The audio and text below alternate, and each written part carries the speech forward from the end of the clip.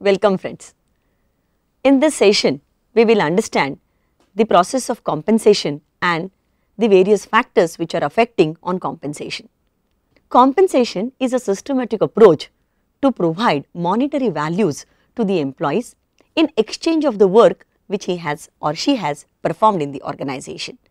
Compensation may achieve several purposes, assisting in recruitment, job performance and job satisfaction.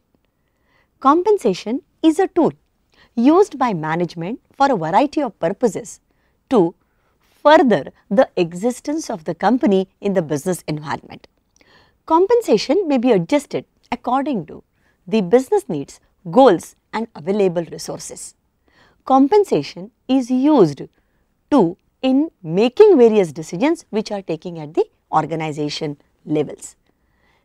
Now, these decisions like recruit and retain the qualified employees, increase or maintain the morale and job satisfaction, reward and encourage the peak performance, achieve internal and external equity, reduce labor turnover or employee turnover and encourage the company loyalty. Also, many a time compensation is modified through the negotiations, especially when we do it with the unions. Friends, we know the purpose of the compensation or the objectives. Now, let us understand what does it mean. So, the thinker and especially the person who has contributed very well in HR, Gary Dessler, according to him, employee compensation refers to all forms of pay going to employees and arising from their employment. Another thinker, Thomas, he said that the compensation consists of 4 distinct components, namely wage or salary, employee benefits, non-recurring financial rewards and non-pecuniary rewards. Friends, having understood the definition of compensation, let us understand the nature of compensation. Compensation comes through the base pay and variable pay and also benefits. Let us understand what is base pay. It is the basic compensation which an employee gets and is known as a wage or salary. Variable pay.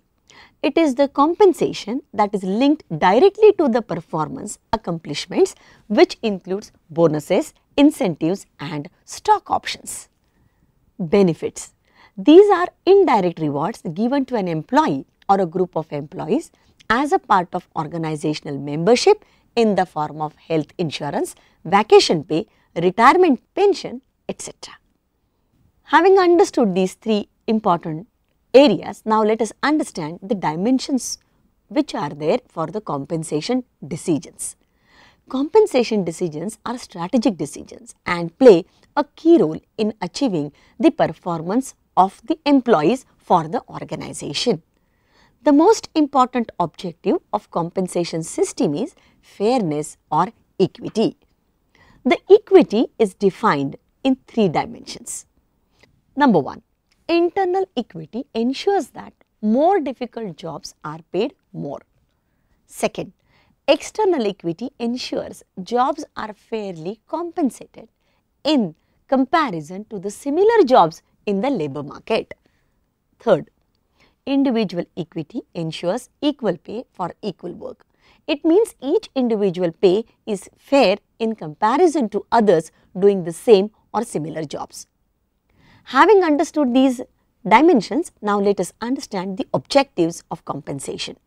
The objectives of the compensation system is to 1.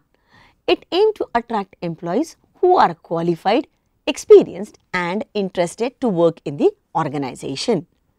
2. The well-designed compensation at organization help to fulfill the expectation of employees.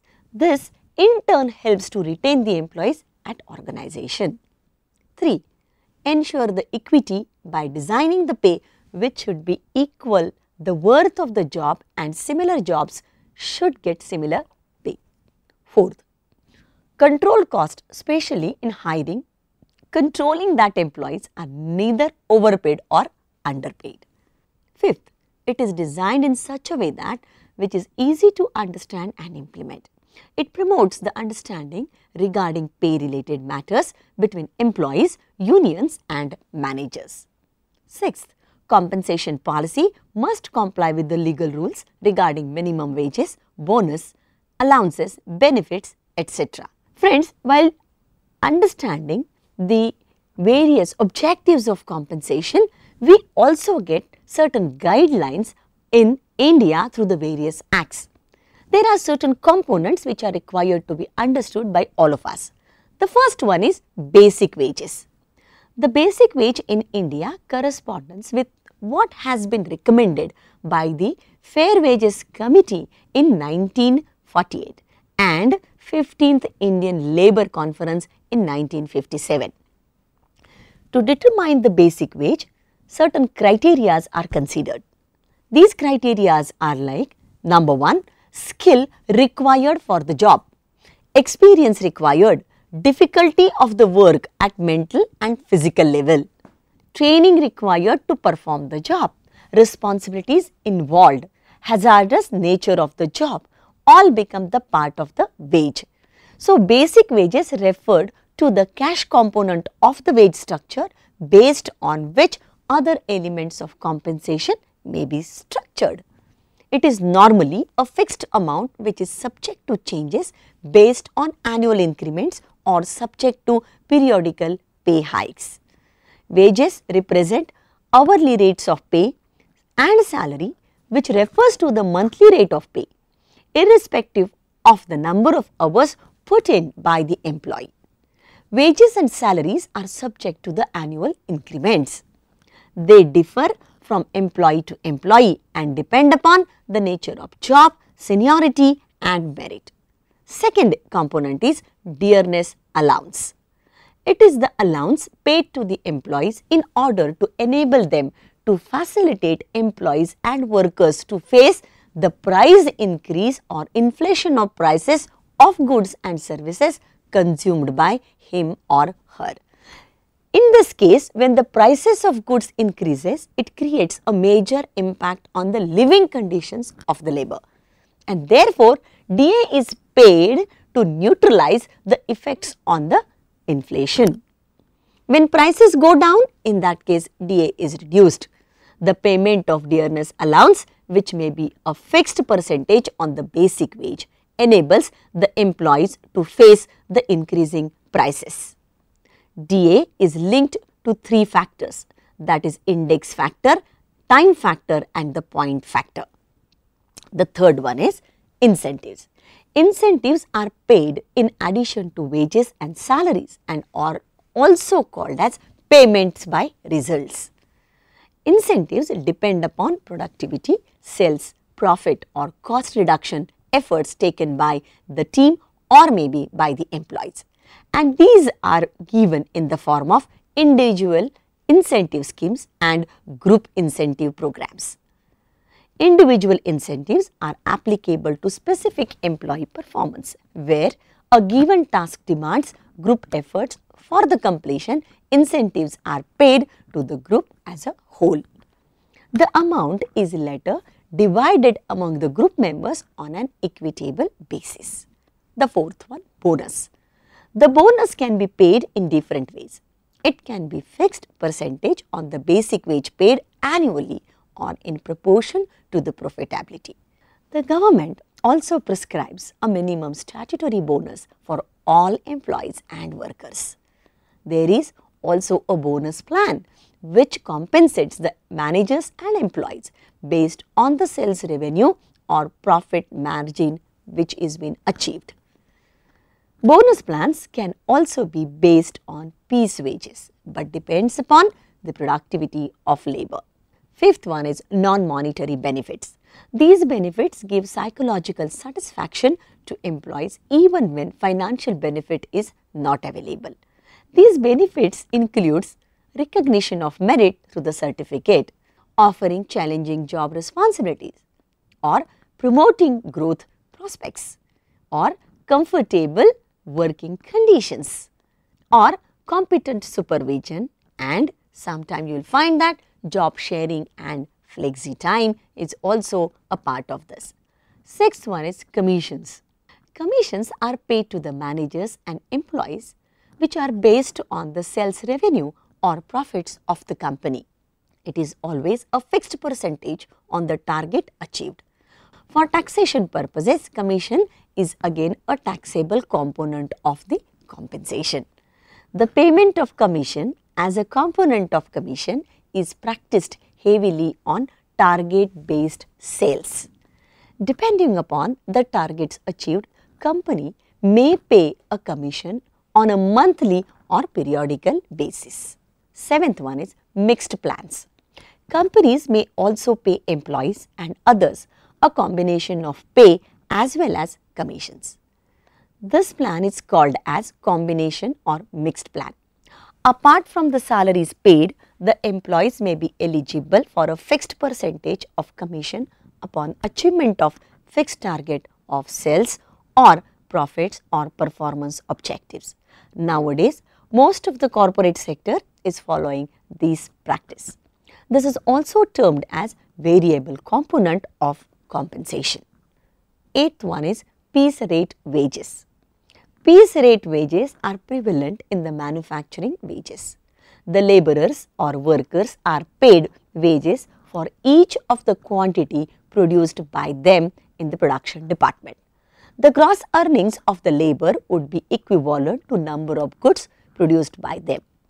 Piece rate wages improves productivity and is an absolute measurement of productivity to wage structure. The fairness of compensation is totally based on the productivity and not by other qualitative factors. The ninth one, fringe benefits. Fringe benefits may be defined as a wide range of benefits and services that employees receive as an integral part of their total compensation package. They are based on critical job factors and performance. Fringe benefits constitute indirect compensation as they are usually extended as a condition of employment and not directly related to performance of concerned employee. Fringe benefits are supplements to regular wages received by the workers at a cost of employers. They include benefits such as a paid vacation, pension, health and insurance plans, etc. Such benefits are computable in terms of money and the amount of benefit is generally not predetermined. The purpose of fringe benefit is to retain efficient and capable people in organization over a long period. They foster loyalty and acts as a security base for the employees. 10th, profit sharing. Profit sharing is regarded as a stepping stone to industrial democracy. Profit sharing is an agreement by which employees receive a share fixed in advance of the profits. Profit sharing usually involves the determination of an organization's profit at the end of the fiscal year and the distribution of a percentage of the profits to the workers qualified to share in the earnings. The percentage to be shared by the worker is often predetermined at the beginning of the work period and is often communicated to the workers so that they have some knowledge of their potential gains.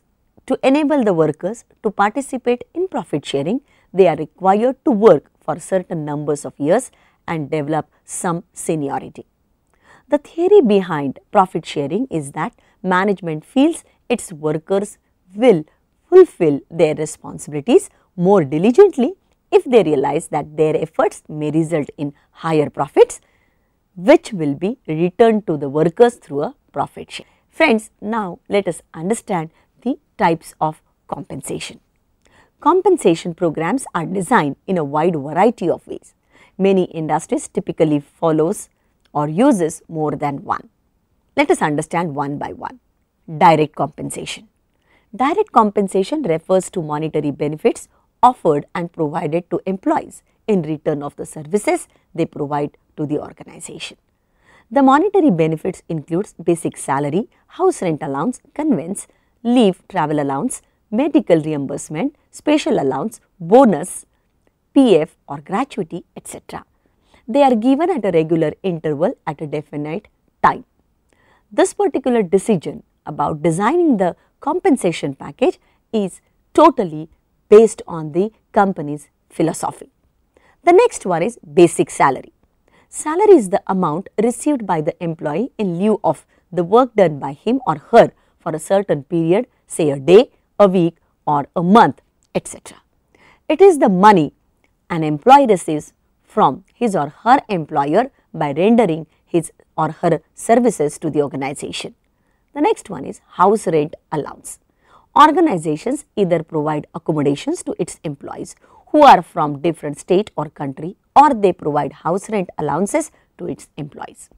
This is done to provide them social security and motivate them to work.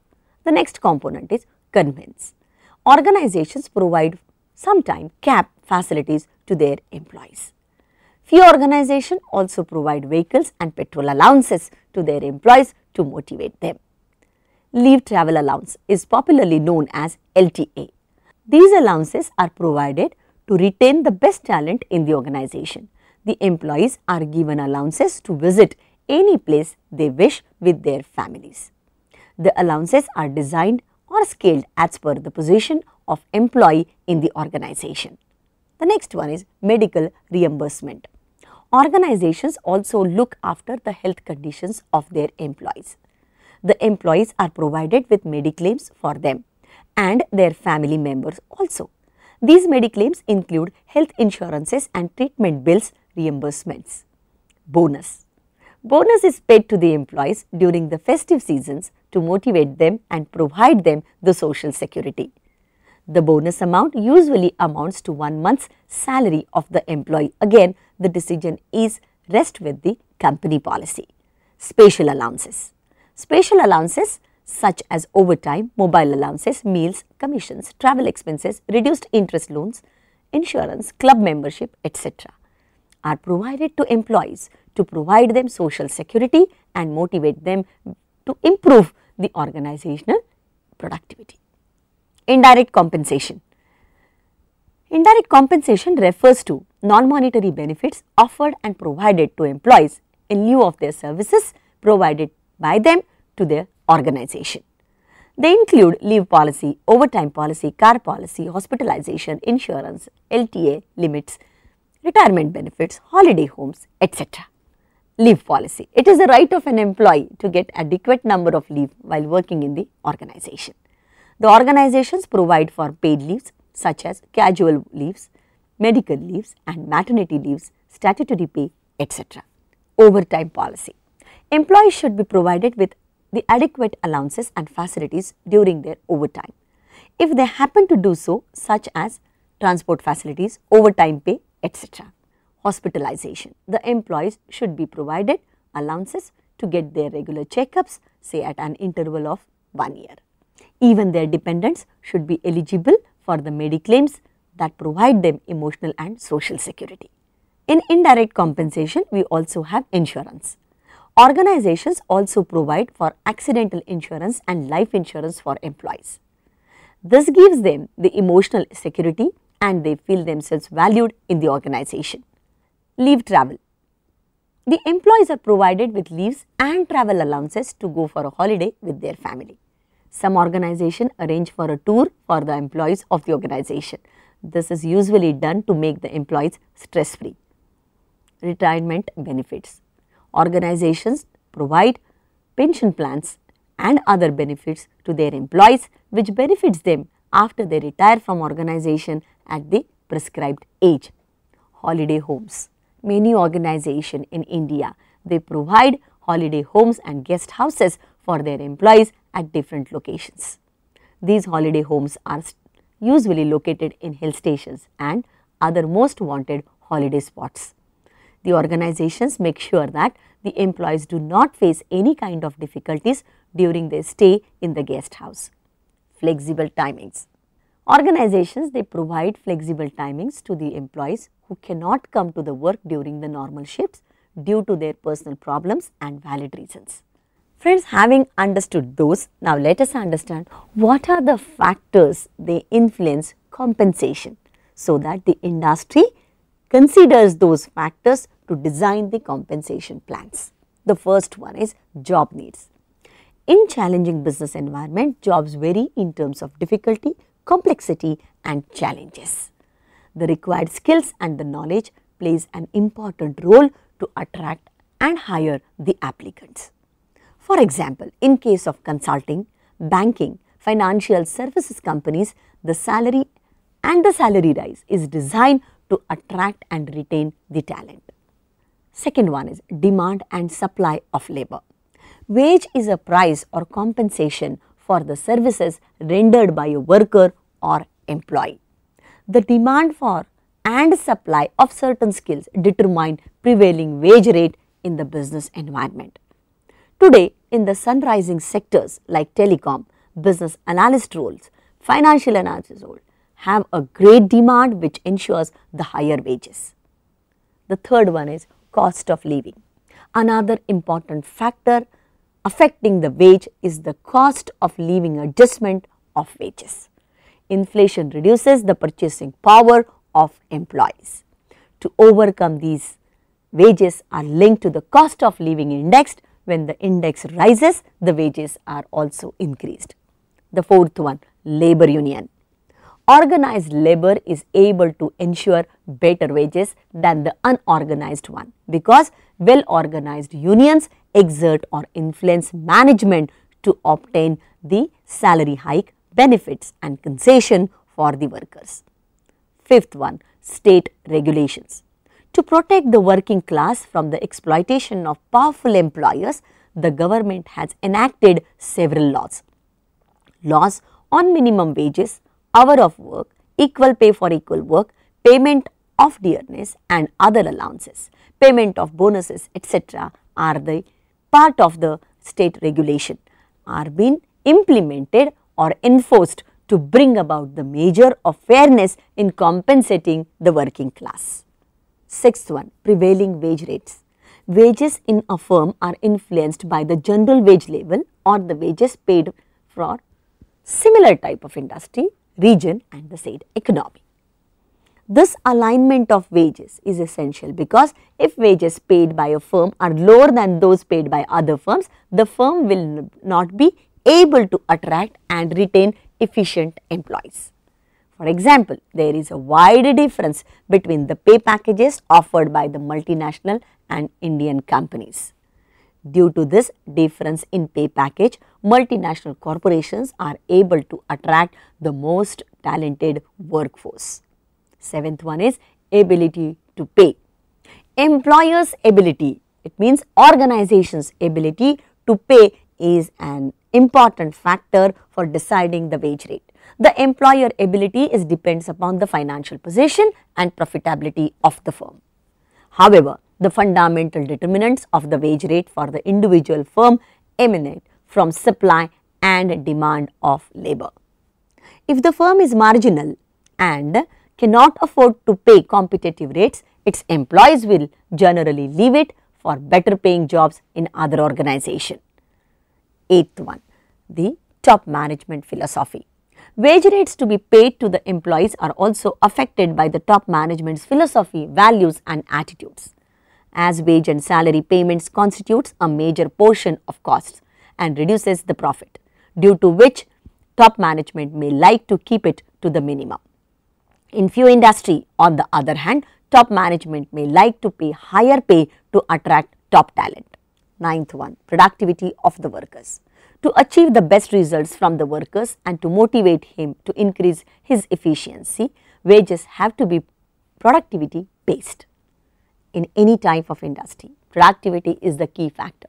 High wages and low cost are possible only when productivity increases appreciably. 10th one, job requirements. Job requirements indicating measurement of job difficulty provide a basis for determining the relative value of one job against another in an enterprise. Explicitly, job may be graded in terms of a relative degree of skill, effort and responsibility needed and the adversity of working conditions. The occupational wage differentiation in terms of hardship, difficulty of learning the job, stability of the employment, responsibility of learning the job and the change for success or failure in the work is considered. All this form a basis for job evaluation plans and thus determines wage levels in an industry. The next one, 11th one, is employees related factors. Employees related factors determine remuneration, which includes performance.